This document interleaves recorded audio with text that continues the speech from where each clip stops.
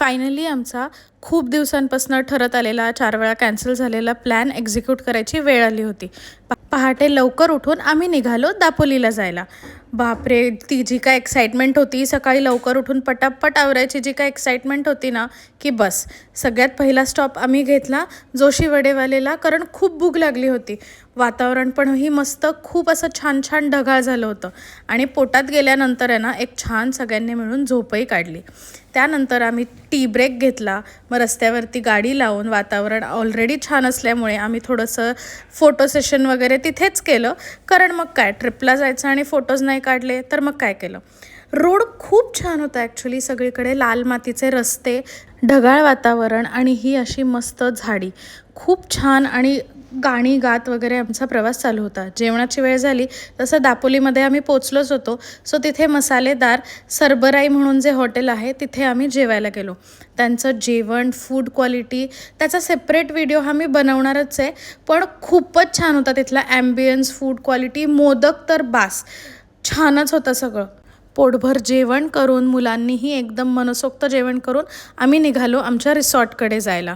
आमचा रिसॉर्ट आहे ना, आम्ही त्या ठिकाणी गेले 3-4 वर्ष झाले जातो आहे. आम्हाला तो जो एक तिथला कम्फर्ट झोन झाला आहे ना, खूपच छान वाटतं.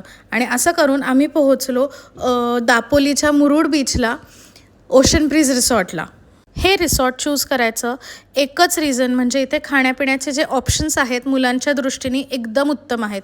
पोचलो तेव्हा ऊन होतं म्हणून आम्ही सगळ्यांनी मिळून छान झोप काढली आणि संध्याकाळी असं छान आवरून आम्ही बीचकडे निघालो.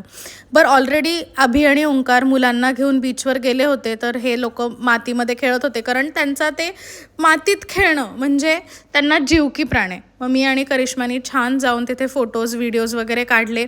खूप मस्त वेळ घालवला बीचवरती, कारण आम्ही आज पाण्यामध्ये भिजणार नव्हतो. आज त्या दिवशी संध्याकाळी मग रिटर्न आल्यावरती मुलांचं तरीही खेळून मन भरलं नव्हतं, म्हणून मुलं परत पाठीमागे असलेल्या स्विमिंग पूलमध्ये खेळायला गेले. कबीर आणि अनयाला कितीही पाण्यात खेळा, मनच भरत नाही. पण मग शेवटी भूक लागली म्हणून ते दोघं रूमवरती आले आणि त्यांचा फेवरेट मॅगी आणि फ्रेंच फ्राईज मागून त्यांच्या जेवणाचं सॉर्ट आऊट केलं. पहाटे लवकर उठणं, दिवसभरचा प्रवास आणि संध्याकाळचा बीचवरचा फेरफटका, त्यानंतर जे आम्ही दमलो होतो ना, निवांत आम्ही मस्त रूममध्ये बसून गप्पा मारल्या, छान एकत्र वेळ घालवला. उशिरापर्यंत गप्पा, पत्ते वगैरे खेळून असा संपवला आम्ही कालचा दिवस. भेटूया नेक्स्ट व्लॉगमध्ये, तोपर्यंत बाय.